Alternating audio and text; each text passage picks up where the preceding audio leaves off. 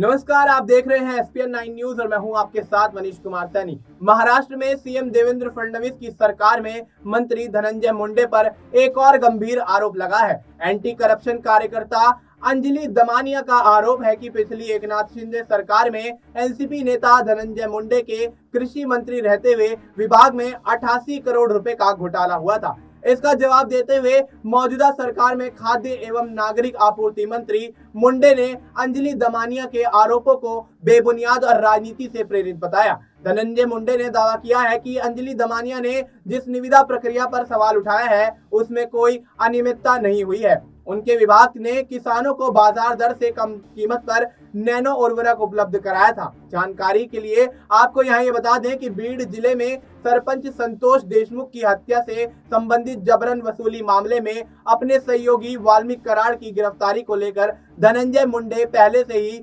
आलोचनाओं का सामना करते हुए नजर आ रहे हैं। गौरतलब है कि आम आदमी पार्टी की पूर्व नेता अंजलि दमानिया ने दावा किया है कि प्रत्यक्ष लाभ अंतरण यानी डायरेक्ट बेनिफिट ट्रांसफर के तहत किसानों के बैंक खाते में सीधे धन आंतरिक करने के केंद्र सरकार के 2016 के निर्देश के बावजूद कृषि मंत्री विभाग के किसान नेताओं के बीच वितरण के लिए उपकरण व उर्वरक ऊंची दरों पर खरीदे।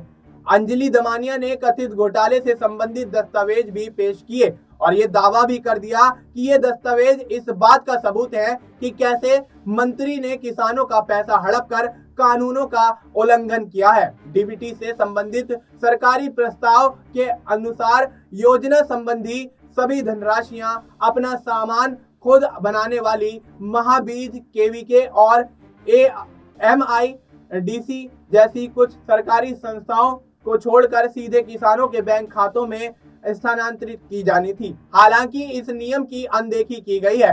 अंजलि दमानिया ने 12 सितंबर 2018 के एक जीआर का हवाला देते हुए कहा कि जिसमें डीबीटी के तहत आने वाले 62 घटकों को सूचीबद्ध किया गया था। अंजलि दमानिया ने कहा है कि हालांकि मुख्यमंत्री के पास डीबीटी सूची में नए घटकों को जोड़ने का अधिकार है, लेकिन मौजूदा घटकों को मुख्य सचिव, वित्त सचिव और योजना सचिव की समिति की मंजूरी के बिना हटाया नहीं जा सकता है। साथ ही अंजलि दमानिया ने यह भी कहा कि लोकसभा चुनाव के लिए आदर्श आचार संहिता लागू होने से ठीक पहले राज्य की सरकार ने 12 मार्च 2024 को एक नया जीआर जारी किया, जिसमें कृषि सामग्री की खरीद के लिए कृषि आयुक्त को नियंत्रण अधिकारी नियुक्त किया गया।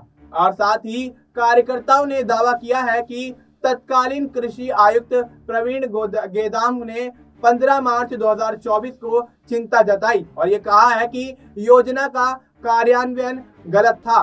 दमानिया के मुताबिक गेदान ने बताया है कि चूंकि खरीदी जा रही वस्तुएं महाबीज या एमएआईडीसी द्वारा उत्पादित नहीं की गई थी, इसलिए इन वस्तुओं को खरीदने के बजाय किसानों को डीबीटी के माध्यम से धनराशि वितरित की जानी चाहिए थी। गेदाम की ओर से तत्काल कोई प्रक्रिया नहीं आई है। साथ ही आपको बता दें कि अंजलि दमानिया ने दावा किया है कि 15 मार्च को मुंडे ने तत्कालीन उप मुख्यमंत्री और वित्त मंत्री अजीत पवार से कथित तौर पर निविदाएं जारी करने की अनुमति मांगी थी। रकांपा प्रमुख पवार ने अनुरोध को मंजूरी दे दी। तत्कालीन मुख्यमंत्री एकनाथ शिंदे ने अधिकार नहीं होने के बावजूद डीबीटी सूची से कुछ घटकों को हटाने की स्वीकृति दी थी। अब ऐसे में इस मामले को लेकर जिस तरह से धनंजय मुंडे एक बार फिर से फंसते हुए नजर आ रहे हैं, तो अब देखना यही होगा